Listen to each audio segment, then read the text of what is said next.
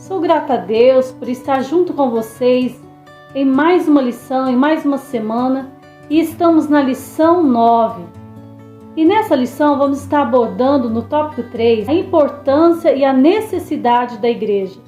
Sabemos que antes de sermos igrejas, nós devemos ser uma família, vivermos em comunhão uns com os outros, estarmos nos ajudando, nos apoiando. Então esse será o assunto da nossa dinâmica. E vamos para a dinâmica? Você vai precisar então de uma cartolina ou um outro papel grande e colocar o número 9. Primeiramente, divida sua classe em 2 grupos, o grupo A à direita e o grupo B à esquerda. Depois de separar da classe, diga que você tem um desafio para eles. Então aí, você pega a cartolina com o número 9 e coloca no meio do grupo. A intenção é que cada grupo veja um número diferente na cartolina.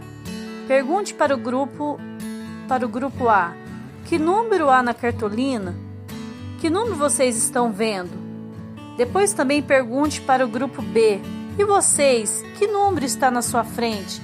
Que número vocês estão vendo nessa cartolina? Então eles vão falar números diferentes. Agora você pergunta: afinal, pessoal, é 9 ou 6 que está na sua frente? Aí você deixa que eles se expressem. Depois você diz para o grupo da direita ir se juntar com o grupo da esquerda e pergunta: e agora, que número vocês todos veem? Agora que vocês estão todos unidos, vocês estão vendo o mesmo número. Mas se alguém ainda tiver alguma dúvida, aí o que fazer? Você pergunta para quem realmente fez.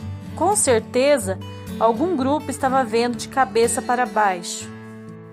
E você diz: pessoal, fui eu que fiz e o número é realmente o 9. Então o objetivo dessa dinâmica é mostrar que muitas das vezes entramos em discussões, brigas e divisões por pontos de vista diferentes. Por exemplo, num congresso, quantas discussões, quantas contendas presenciamos por causa da cor do uniforme. Umas queriam azul, outras queriam cor rosa, umas queriam sair blusa, outras queriam vestido. Então, quantas discussões há também entre os grupos para escolher hinos para cantar na igreja?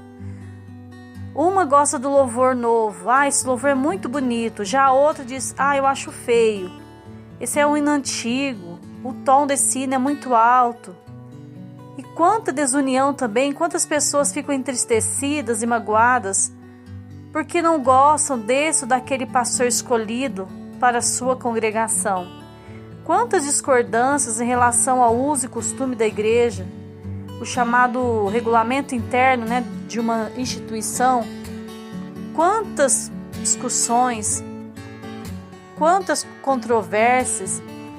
E como se resolve isso? É simples, É ir à fonte, que é a palavra de Deus. É buscar nas escrituras o que Deus quer para nós, o que Deus aconselha a sua igreja. Qual a real missão da igreja? A real missão da igreja é glorificar a Deus e não aos homens. É levar o evangelho de Jesus Cristo. É sermos testemunha desse grande amor de Deus. Então tudo se resume no amor. Porque quem tem o amor de Deus em seu coração, ele é pacificador. Ele não é aquela pessoa contendeira, briguenta. Então, o cristão cheio do amor de Deus, ele abre mão dos seus interesses, do seu ego, para que o irmão não se ofenda. E assim haja paz, haja aquela comunhão no meio do grupo, haja harmonia na igreja. Assim como todos souberam que o número que estava escrito é o 9, porque perguntaram para quem realmente fez, assim todos nós saberemos a vontade do Senhor Jesus para nós, como igreja, como corpo de Cristo, se procurarmos respostas lá na Bíblia Sagrada. Então uma igreja, um grupo, ele é forte quando há união, quando tem uma mesma visão do reino, quando estão num só propósito, que é engrandecer o nome de Jesus. Olha, sozinhos nós somos fracos, mas unidos nós somos fortes em Cristo Jesus.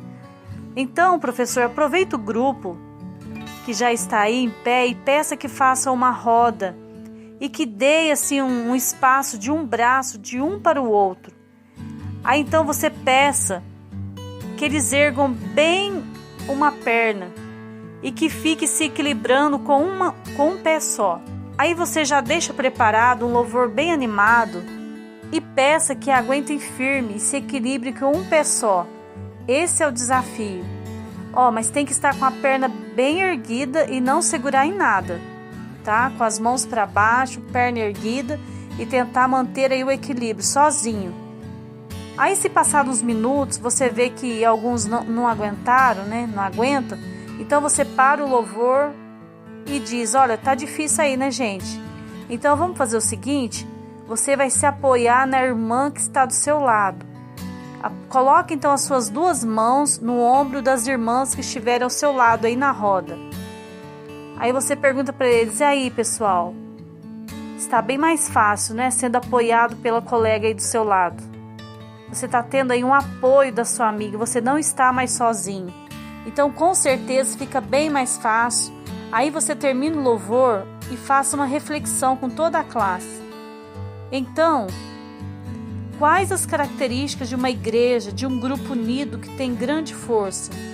Eles têm que estar na mesma visão, eles têm que ter o mesmo objetivo, orar junto, viver em harmonia, cuidar um dos outros, atender às necessidades um dos outros.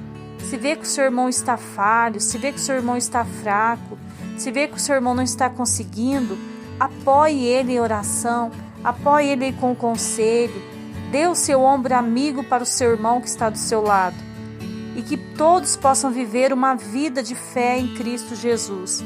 Então, essas características, elas eram visíveis na igreja de Atos 2 e isso fazia dessa igreja uma igreja de poder, uma igreja cheia de unção. Então, quando a igreja começou a dividir, a igreja de Atos 2 começou a se dividir em várias outras, né, com diferentes opiniões, com formas de agir, de ministrar diferentes. Então, o poder daquela igreja começou a se enfraquecer. Então, a falta de concordância fez com que a igreja, antes forte e unida, desse lugar agora a inúmeros grupos que se esqueceram de obedecer a Deus e começaram a criar suas próprias regras. Estavam tão divididos que uns falavam assim, eu sou de Paulo, outros falavam, eu sou de Apolo. Então lá em Coríntios 12, versículo 13, Paulo escreve assim, acaso Cristo, Messias, está dividido? Foi Paulo crucificado em favor de vós? Foram vocês batizados em nome de Paulo? Então, Paulo estava falando para os coríntios que olhassem para Cristo e não uns para os outros. Quando olhamos para os homens, nós enxergamos imperfeições, pois não há um ser humano perfeito. Então, o pastor da sua igreja ele é imperfeito, você também é imperfeito, eu também sou imperfeita, mas Cristo, amados, que é perfeito, ele morreu em favor de todo aquele que nele crê. Então, reforce para a sua classe que ao notar qualquer sinal de divisão e discórdia, que não encoraje, não coloque lenha na fogueira, porque divisão e brigas, desunião não procede de Deus, mas do inimigo. Então vocês viram como é mais fácil quando temos o irmão para se apoiar, o irmão para pedir ajuda, o irmão para pedir oração. Olha, eu estou com um problema, ore comigo, me ajude em oração. O que eu faço? Você pede ali uma opinião, um conselho para o seu irmão. Como é mais fácil, estarmos todos unidos, num só pensamento, numa só visão do reino, num só propósito. Então é lindo, irmãos, vermos uma igreja unida, um grupo unido. Então, queridos, quando essa faísca, da divisão quiser fazer uma fogueira no seu coração, então você apaga ela com uma boa dose de paz. Que lá em Salmos 133, versículo 1 está dizendo: ó, quão bom e quão suave é que os irmãos vivam em união.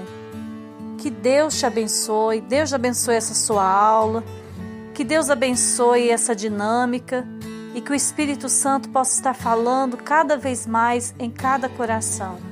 Se esse vídeo foi bênção para você, compartilhe e se inscreva E na próxima semana você estará recebendo mais dinâmicas neste canal.